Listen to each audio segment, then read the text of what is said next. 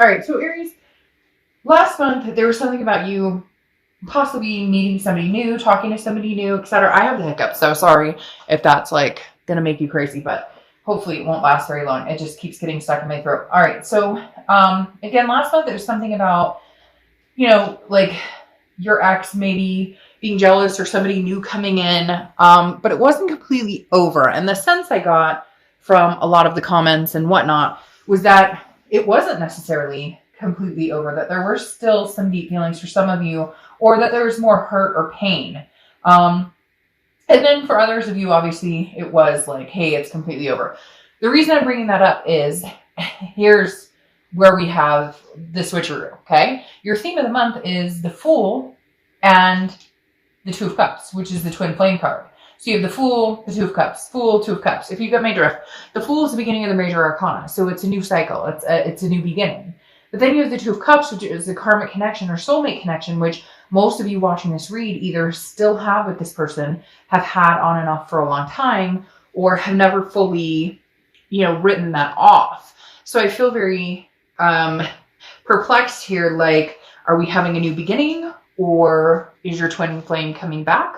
Or is it a new beginning with a twin flame? So let's see what's going on. We'll check the rest of the cards. But I really like this for your theme of the month because either way, it's very fruitful. All right, the first card you have coming into the month is your current position, and you have the Six of Wands, which is about pride, success, achievement.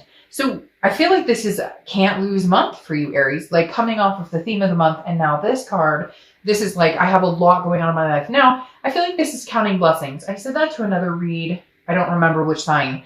That maybe this isn't even about love. This is about goals you've achieved. Maybe you're, succeeding in your career, finishing school, spending more time with family, buying a new house. There's so many different things we could go over. I'm not going to name a million different things, but those are the first things that popped into my mind. Even for some of you, it was like losing weight or going on a diet or something along those lines. So I feel like the Six of Wands is just overall Aries is stepping into a moment or a place, and I feel like it's going to go throughout the end of the year. And if you're not feeling it not feeling it now, time is fluid, so it's coming. But again, the Six of Wands feels like it's achievement, it's success, it's pride, it's joy, it's feeling those blessings in everyday things, not necessarily reflecting on love or relationships. This is kind of like, I'm owning it, period. We'll see what else goes. Like, your vibration is high, like you're raising your vibration to such a high level, to such a good level, to such a clean level. They're saying clean or like cleansing level, that like it could go either way, or you could say, screw it all, I'm not going for anything right now. I'm too happy in my own. The next card you have is how you're feeling coming into the month, and you have the Queen of Pentacles. All right, the Queen of Pentacles is about, she's wise. He or she, I don't apply sex to the cards, but the Queen of Pentacles is very wise, gained wisdom over time. Also very generous, feeling like wanting to be attentive towards somebody. So Aries, this is very much like, I haven't given up on love. I haven't given up my faith in other people, but I'm going to be attentive to somebody who reciprocates. The Queen has understood that I deserve certain things, or that I want certain things, and that I know how I deserve to be treated now. So I'm only going to reciprocate those feelings or expel my generosity out on someone who, treats me the same way.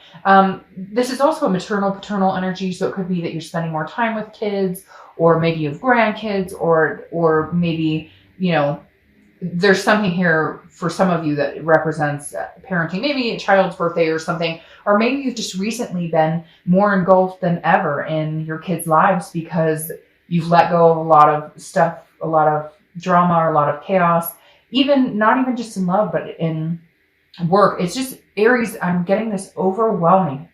Whew, that's so crazy, because I'm getting like chills like nobody's business right now. Like, there's just this overwhelming, I don't know what to say. Like, things are really going your way or panning out here for you in a very genuine, like, you deserve it, but you've also earned it way. All right, the next card you have is your distant past. So over the past 5-10 years, could be throughout your childhood, and you have the Eight of Pentacles. The Eight of Pentacles is hard work. I feel like for a lot of you, this is hard work that paid off. Why does this feel like for some of you, this is more of a results of other actions besides love. Yes, I mean, there's obviously love hanging out here, but there's a lot going on here that's very much pertaining to goals or aspirations you've had that you've achieved or that you want to. Okay, that's what they're saying too. The universe is saying that the distant past card here of the Eight of Pentacles is don't give up on the dreams. Whether you wanted kids, whether you wanted to adopt fur babies, move in together, you want a partner that, you know, you travel the world, whatever it is for you. There's so many different scenarios that you could have and that each one of you could hold true to what you want or where you see yourself going. And it takes work. And it's almost like Aries, you're going, oh, I'm putting the work into it. I am fucking putting the work into this because I'm achieving everything I set my heart out to, set myself out to achieve. And I feel like the Eight of Pentacles is the universe's way of saying, go get it, do it. Like now's the time, thrive and survive. The next card you have is your distant past. So that makes sense. So over the past few weeks, past month or two, for some of you, I feel like this is the past for like 6 months ago, maybe even longer. Could be recent, but the Tower is devastation, dissolution, complete destruction of something, okay? But the good thing about the Tower is the Tower can be scary. It can be unknown territory. It can be, missing somebody terribly or somebody missing you terribly. There's a lot of things that go into the Tower, but the Tower at the end it burns down to ashes. It burns down to the ground. You know what comes after that? What is that saying? I love that movie. I can't remember. I don't even know that I'm supposed to say the movie, but it's a great movie. But the mom kept saying, there's nowhere to go but up. Like, you have to hit rock bottom and there's nowhere to go but up. And it's not just like, hey, hitting rock bottom is like, a lot of people use that as like a drug or alcohol or whatever, they have to hit rock bottom, but it doesn't have to just be that. It can be anything. You hit rock bottom in letting people treat you badly. You hit rock bottom in finally understanding what type of people you will no longer accept in your life. So even though the Tower can be scary, and for some of you it was a codependency, so you thought for sure you'd be with this person forever, and it didn't work out that way, or it isn't now, because then I look at this and go, holy shit, what is this about? But the Tower at least says, we're done. We've wiped this clean. Can we rebuild? Am I rebuilding by myself? Am I rebuilding with this person who I have this connection with? Or are we rebuilding like a new foundation together without any of the past BS? The next card you have is your distant future. So over the next few months, and you have the Four of Wands. All right, the Four of Wands is one of my favorite cards in the deck personally, because this is a first completion, but it's also a resting and a happiness. As you can see in this card, they're kind of like, we got our new home. I bet there's a really cute dog or cat in there somewhere. And maybe, they're going on a giant trip or having a kiddo or getting married, whatever. You get my drift. The Four of Wands is a resting happiness. Well, not a resting happiness. It's resting and happiness. It's like drama is over. What I'm wondering for you, Aries, which I haven't seen yet, is it resting happiness with somebody new or with somebody old? Because again, I'm very perplexed with these two right here. I feel like, again, the three scenarios: new beginning, karmic connection with somebody old, or a new beginning with somebody old. And I know that kind of sounds like two, but what I'm saying is a new beginning, like clean slate with somebody new, or a karmic connection that you go back to somebody and it kind of picks up where it left off. Does that make sense? Anyways, the Four of Wands is one of my favorite cards because it means you've gotten past the point of being like, okay, I like you, you like me, to, okay, we're moving on to something bigger. We're moving on to solidify a relationship.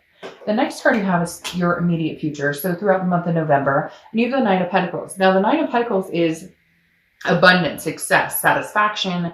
It's also generosity. You're having a lot of earth sign cards come up. And so it makes me feel like maybe you're dealing with a Capricorn, Taurus, or Virgo. But the Nine of Pentacles tells me that this month you will be successful in a lot of things. Now, every time I see this like chain, and for whatever reason, I take that as a heart, even though it's obviously like a skull with wings or something like that, or crazy hair. I always feel like this is kind of like you first, Aries. You're putting yourself first, your priorities first, your kids first, your family first, your work first, everything.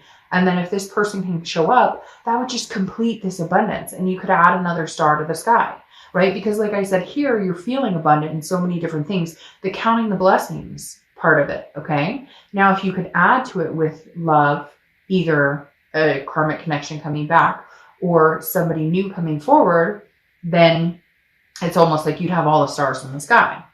The next card you have is anything tangible that's going to happen throughout the month. Could be the beginning, middle, end, could last for a day, a week, etc.